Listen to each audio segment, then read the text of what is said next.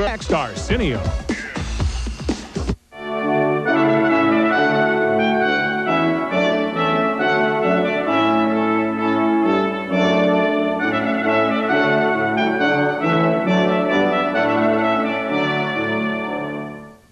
Anyone who thinks that one person can't make a difference doesn't know Jeff Biggiani, or for that matter, his wife Debbie, or their 8 children, or their friends and neighbors. Because of Jeff and the people around him, many homeless people are sleeping more warmly these nights. And today we're going to tell you why. First, meet our guests. Jeff Biggiani is a businessman in East Hanover, New Jersey, who has taken the gospel mandate to help one's neighbor to heart. And Father Charles Waller is the parochial vicar in the East Hanover parish of St. Rose of Lima. And both of you, welcome to the program. It's good to have you. Thank you. Thank you. Jeff, we have read about you. We know that you've been involved in a project called Project Sleeping Bag. I think more people should know about it, and that's the chance we have today to do that.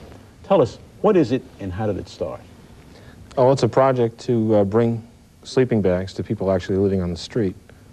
And it started just about a month, 5 weeks ago, when my family and I went into Manhattan, saw Phantom of the Opera, and had the luxury of having a beautiful dinner out.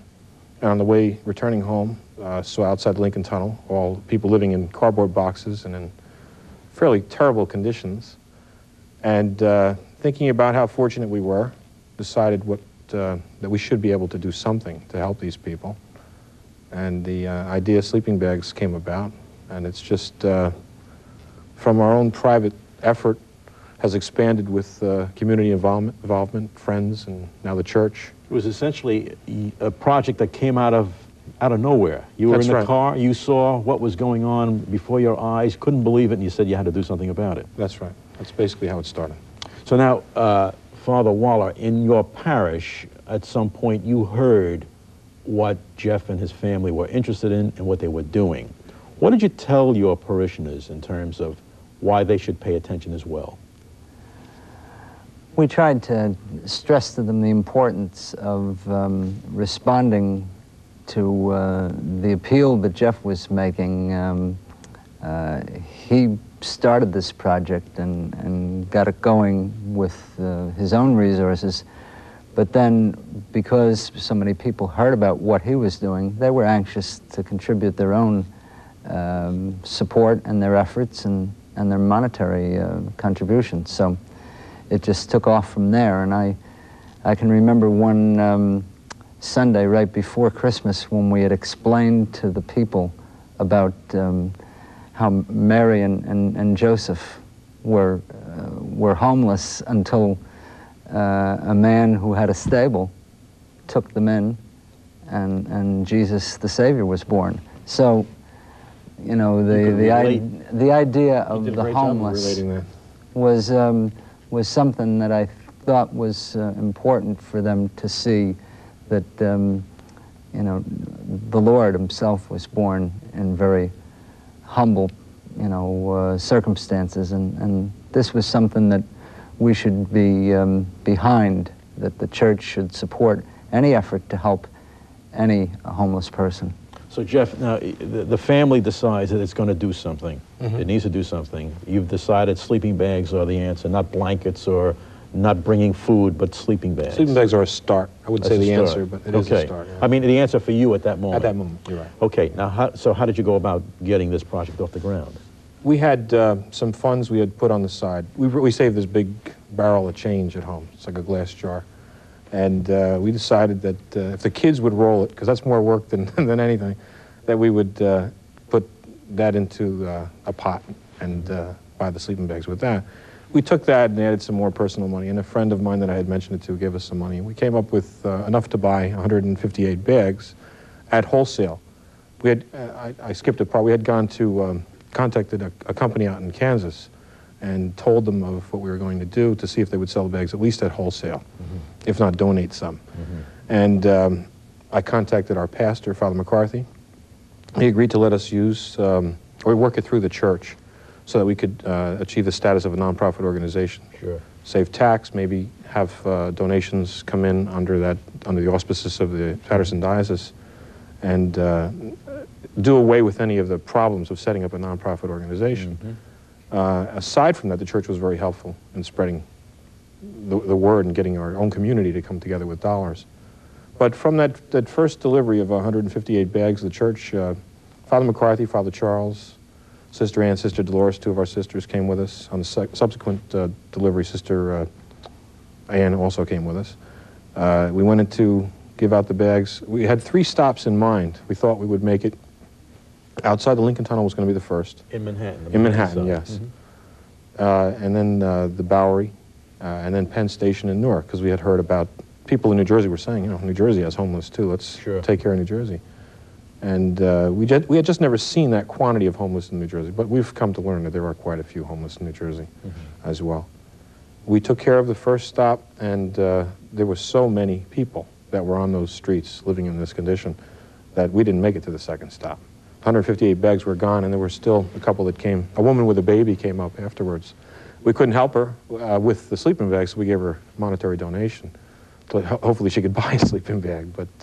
Father Charles, you were part of the trip. I mean, you made that trip with them. I did. You were on a truck? You were in the back of a truck? I was. On a cold day? Yes. So you got a sense of what it is like to be cold in the outdoors. Yes. That day was pretty cold out, and when we went, left the truck, saw the conditions that the people were living in,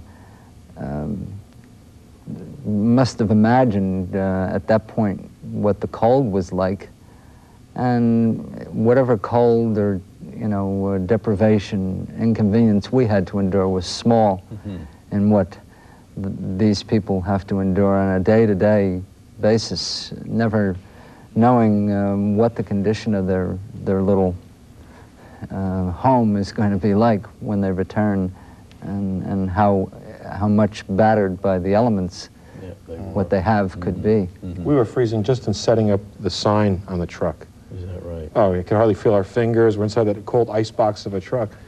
But then you just relate it to what they're going through every day, never having a place after freezing all day to go into to get warm. You're going to be sleeping in this and waking up in it the next morning. Same thing, yeah. It's different. So when you had contact with the people, well, I'm sure a lot of people will say, you're going into Manhattan, in that part of Manhattan, it's dangerous, you don't know what you're doing with yourselves. You must have had to endure some of those comments. But when you got there, how did you find the people? How did they relate to you? Very receptive and appreciative, very. There's many God bless yous came out of you from these, came out of their mouths. They, I'm sure it was a dangerous area. I'm sure it's a high crime area, most of the areas we've gone into. But that's the heart of the areas that Mother Teresa also goes into. I don't think you can stay... Of the poor. That's right. They're always high crime areas. And we were a little apprehensive about it, especially with my kids being there. We kept them on the truck at first, but it didn't. There was no scenes. Everything went very well. They were very appreciative. People that got the new bags acted like they had gotten a new condominium. They were so excited about the night's rest they were going to get. Did anybody, the dignity of the person sometimes, that even though you want what's available, you don't want to ask for it. Did you have any experience of seeing people who maybe you should go up and touch yourself before they'll probably come to you? Did you have to reach out yourself? We did that, I think, in several instances. To go to the people before they came to us, knowing that they might have felt a little bit uncomfortable coming to ask for something. So we recognized that maybe they ought to be approached. Did you change your image of what a homeless person is? Did you have an idea of a profile of a homeless person which changed because of what you saw?